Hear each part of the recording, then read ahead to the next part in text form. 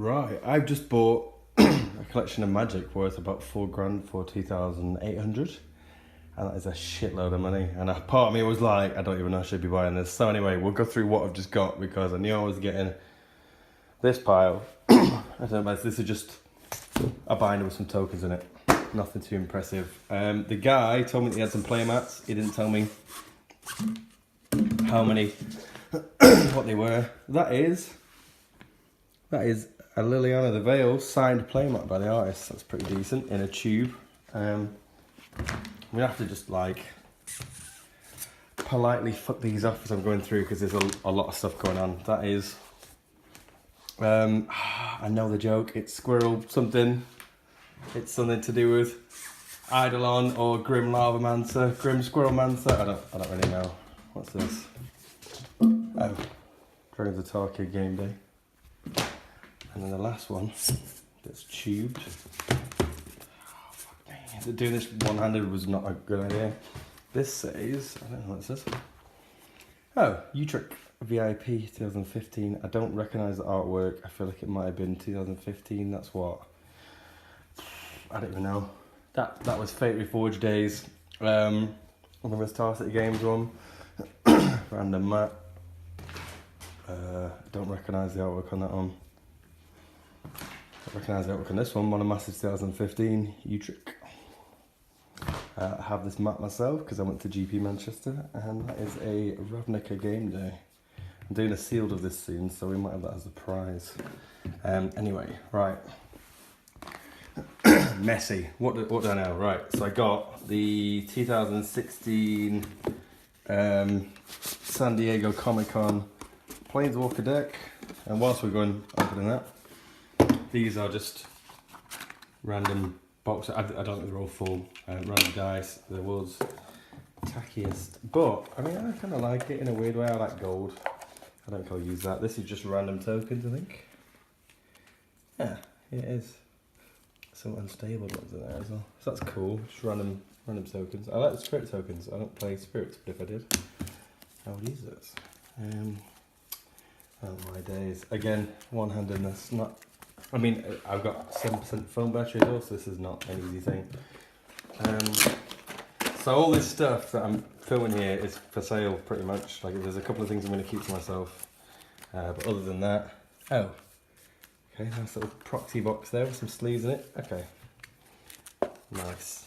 That was pointless, and that was 100. So yeah, besides a couple of places, stuff that I need, I'm not going to keep any of these. It's all for sale. These are the zombie ones. Nice.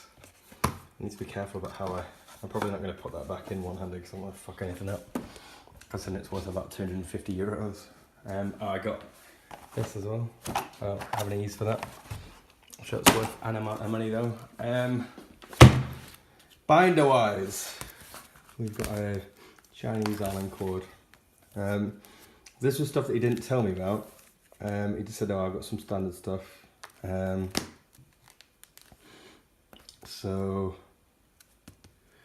yeah, I didn't have a clue I was getting Chinese gear hooks and stuff. But the guy, basically, really lovely guy, is going through a divorce, potential divorce. So his wife is basically not happy with him because he plays a lot of Magic and works a lot. So he's selling his Magic collection to save his relationship, I guess. There's a lot of little spicy cards in it that he did not list. Oldie Shatterstorm, random foils. That's a $10 foil. What's that, Scully? I don't recognise half the cards, like Nimbus Maze Cryptics. Oh, some of these are listed. Only a couple. So yeah, it looks like he's played a lot of Iconic and quite a bit unstable as well. He didn't list these either, which is cool. Yeah, so he sold out of Magic basically, and him and his wife have been travelling. So he lived in Shanghai for a while, so he's got a lot of Chinese Magic cards, which is kind of cool. In terms of a resale point of view, it's a little bit of a pain in the ass. I guess this is just uncommons like Opt, Cavernous Souls. There's what? Aether Vials. Goat. Well, he just left those randomly in a box. Just a random cabin in a box, just chilling. Ooh. Cat Self Freebooter. If your name's Steve Davis, get in touch. Got a friend who's looking for those.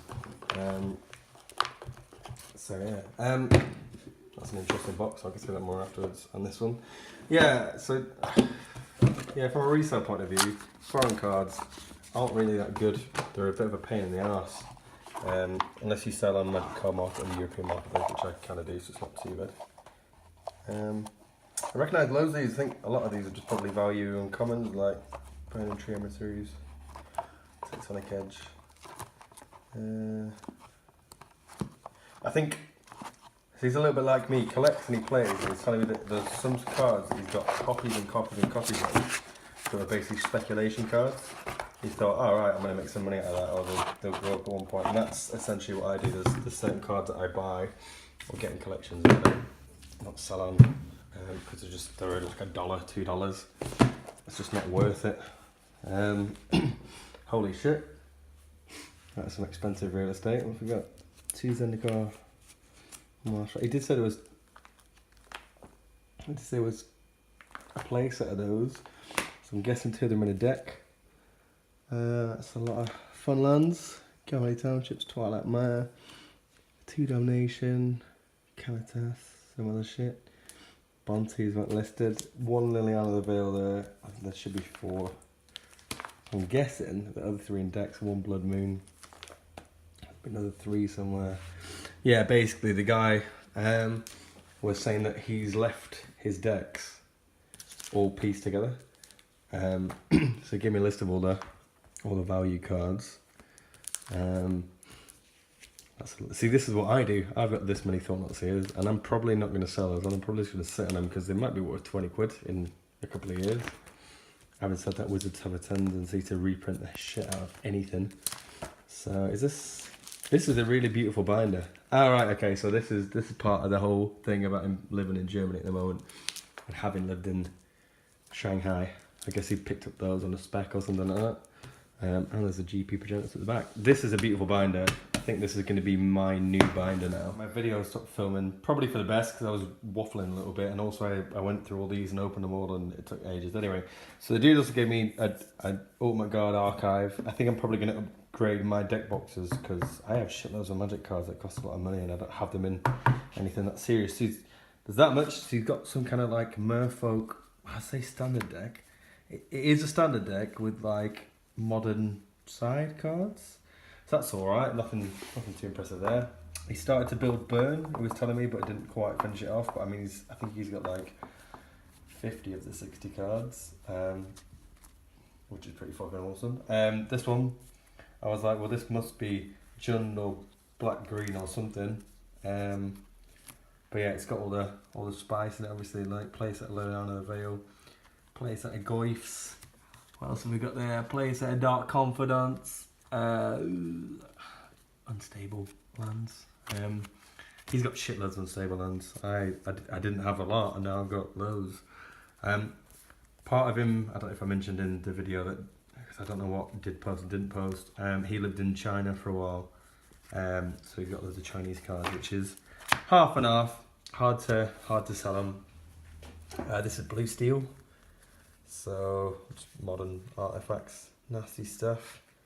I'd go through all of that, but honestly, it's just, well, it's artifacts and blue in it. Living Ends. The funny thing is he sent me all the deck lists of these, but he sent me them as an Excel spreadsheet. So, I was reading the decks, like I was reading the Excel spreadsheet, and I was like, why has he listed these uncommons worth like 30 pence or like 50 cents or whatever? Like, why does anybody care about that? Why do I want a playset of Desert Ceradon? And then obviously it's to do with the Living End deck, isn't it? So yeah, now I know. And then I saw these on the list and I was like, never heard of Badlands before, what's that? And I was like, oh my god, actual legit legacy cards. I have zero clue what I'm doing with those, but they look like they're in really good condition.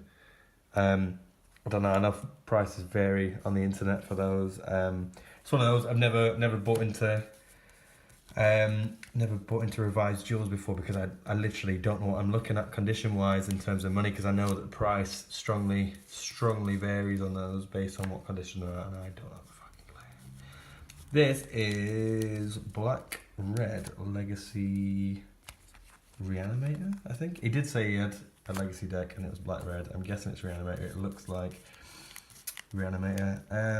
Yeah. Foily Chinese Eternal Masters Entomb.